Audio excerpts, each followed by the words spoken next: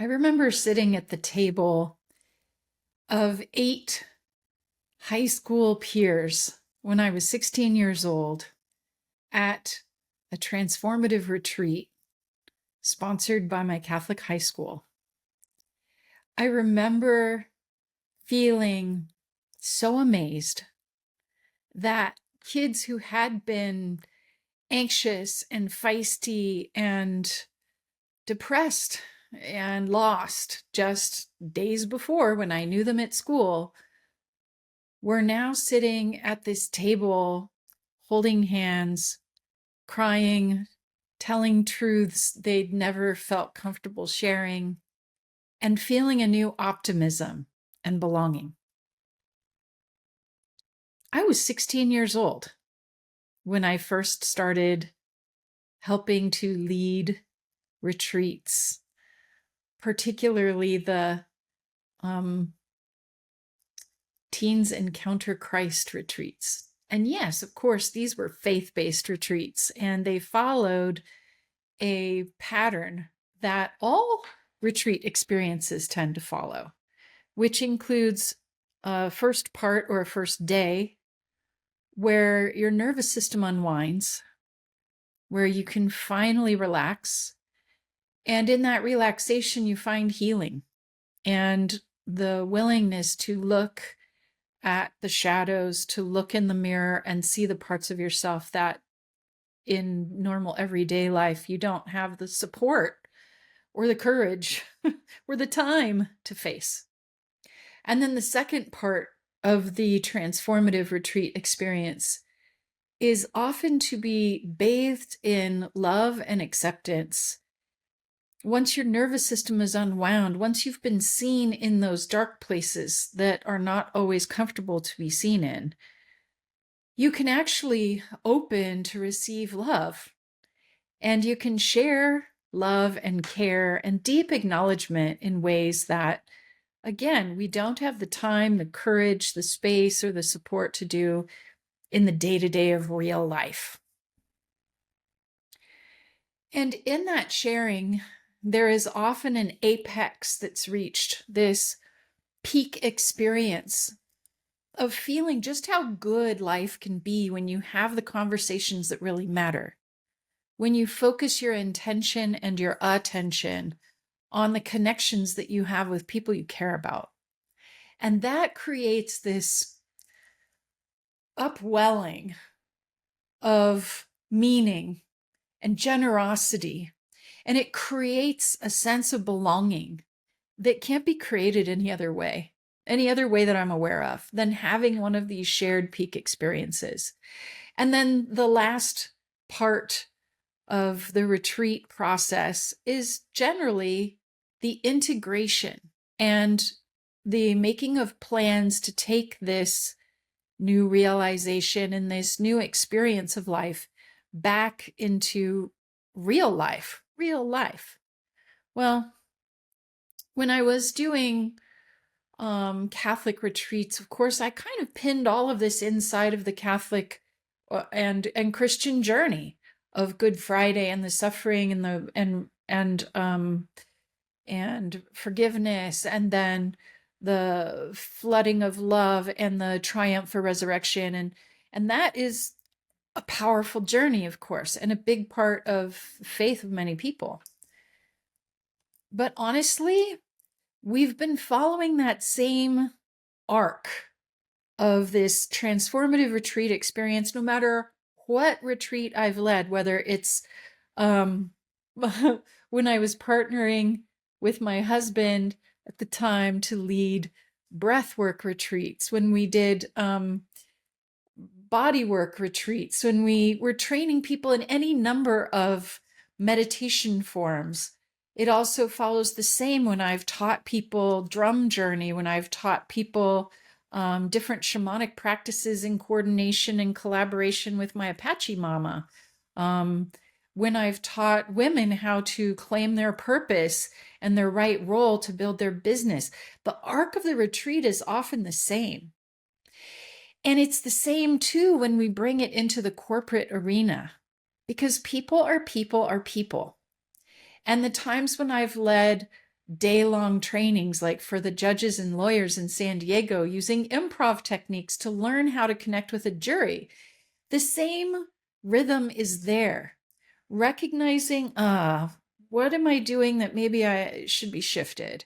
And then recognizing, oh, there's a pathway that's supported and people care about me, and I can take risks without being totally denigrated. And then that peak experience of the download and the realization and the learning of something new, and then the landing and integration and planning how to bring that back into day-to-day life. I could give you a lot of different examples of this thread, of this practice, of this structure of the transformative retreat experience. But as I'm beginning to do more work inside of organizations, creative tech organizations, all kinds of organizations with the financial industry, what I'm really noticing is one good retreat, quote unquote, experience like this, a transformative experience that is facilitated well, held securely, and planned for that particular group's needs and culture, and for the people who will be there. One experience like that creates more cultural, permanent shift inside of that organizational culture than we can with any number of hundreds of Zoom calls, especially now. People are overwhelmed with content. They don't need your content. What they need is connection. What they need is a catalytic, transformative experience. And so bringing communications training, actually creating instead a catalyzing deep dive experience that is fun and accessible and well strategized for a company, for a sales team, for a marketing team, for an entrepreneur's team. This is way more impactful, and it brings three things that no amount of Zoom calls can really bring. First of all, it brings this profound nervous system regulation and co-regulation with other people in the same room. And this is something we're really missing out on. We've been really missing this since the pandemic. We've been really missing this since everybody went remote. We've been really missing this in our hearts, in our lonely, isolated lives. So that level of palpable, embodied nervous system downregulation brings not only a relaxation and a connection, but it also allows for a wider view. So we're still on number one thing that a retreat experience can bring, or a workshop, quote unquote, but that's really an experience that has enough time to create this rhythm. This rhythm can happen in a day long, but it has to be facilitated really well for that to happen. Or it could happen in a 2-day or 2 half days. It can happen as long as it's facilitated well. But that down regulation of the nervous system is a critical element. People can't learn when they're freaked out. People can't hear each other when they're in a state of nervous anxiety. And this world has us all in a state of nervous anxiety, low-grade nervous anxiety 24/7 right now, with all the political hoo-ha and the economic changes and everything that's going on. The second thing that a retreat circle experience can bring, this experiential process that is transformative, connective, and accessible. It doesn't have to be woo-woo weird. It doesn't have to be religious. It doesn't have to be culty. It's actually what naturally happens when people get together. But once they are nervous system downregulated and they're calm and they have a wider view and a more optimistic vision again, this second thing can happen, which is deeply important. And that is deep recognition and acknowledgement of each individual's gifts, contributions, and talents. We are all starving for this level of deep acknowledgement. And when it comes in an email, that's nice. But when it comes eye to eye and heart to heart, it is profoundly healing for people and connective. This is where teams become bonded, where communities actually form. Each and every one of us needs to feel that level of deep acknowledgement and recognition.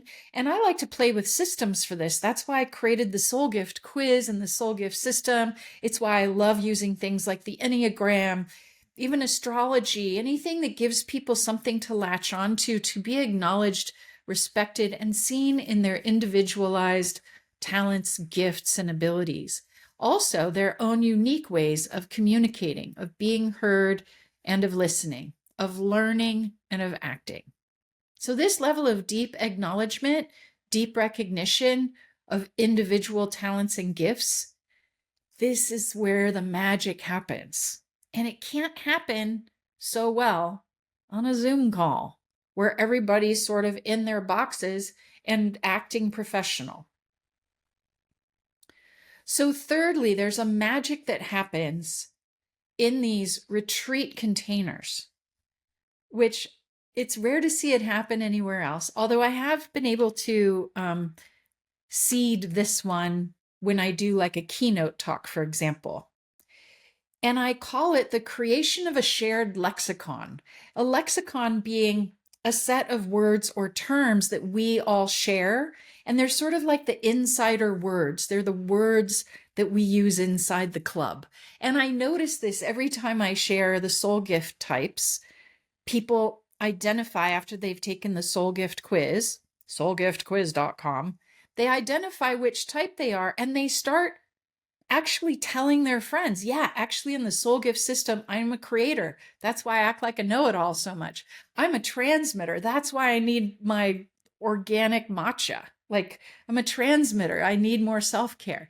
They start to share it with their friends and share the quiz with their friends so that they can share this shared lexicon, this shared language, insider terms, insider language. And when you have that insider language, especially when those words are being found for things that they felt in their experience at work, at home, but they've never had a word for it. Oh, when you find a word for that and you share it inside of a workshop experience, a retreat experience, suddenly you have the community you've been longing for. This group now not only feels like they're seen and respected because of the step number 2, where they're deeply acknowledged for their gifts and their talents, but now they have a common language to speak about what's most important to this team, about their own experience, their own solutions, their own inside jokes. Like I was saying, when I do a keynote talk for a weekend-long conference or something, my goal is to bring through some special lexicon words that then I want to hear people speaking those words for the rest of the weekend, that those words become the inside joke for this community, and even other speakers end up picking them up and using them in their talks. So they become a through line of community. These lexicon words, these kind of community branded words, become like anchor points and landmarks. And these 3 things together, this new optimistic view born of a downregulated, quieted nervous system, this deep acknowledgement of each person's gifts, and the lexicon, the words that we can put to, yes, each other's gifts, which a lot of people, like I said, they love the soul gifts for that reason, but there's other lexicon words that come in that are unique words to that community that remind each one of the people in that transformative experience as they go back into life and work as usual. They keep those deep acknowledgements, fill them up, and continue to create that culture of acknowledgement, cooperation, collaboration, and understanding. And then those lexicon words continue to be used in corporate culture, creating a club feeling, creating a welcoming, inclusive environment where all the different types of gifts and people are all coming together, anchored by their own unique culture words and bonded together from this transformative experience. this sort of transformative experience becomes the birthplace of a new sort of subculture inside of the organization. And it helps teams to align also with the greater culture of the organization, all sort of following the same North Star. It brings everything together and really creates and builds culture. Instead of didactic teaching, here's how you communicate, we give people the chance to form community where they want to communicate.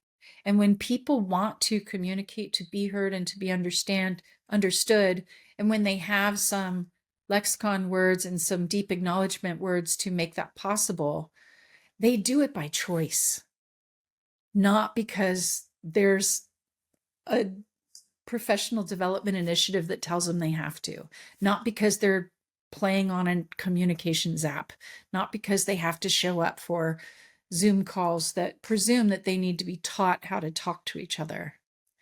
So I'm here making a stand for transformative experiences inside of organizations, inside of corporations, and as a way to create deep and lasting culture, even in this current marketplace and culture where people are scared about the economy, about the political situation, that people are feeling divisive and afraid to connect with each other because what if my workmate thinks differently than me? We need these sort of connective community building, peak experience raising events more than ever. And some people might say, oh no, that's too scary. It might be too woo. We can't embarrass ourselves. Just get a good facilitator who knows how to walk between those worlds. I'm here for you. There are others, I'm sure. And let us facilitate an event that will do in 1 or 2 days what a year or more of AI apps and Zoom calls that are didactic and boring could possibly do for your culture. Thanks for listening.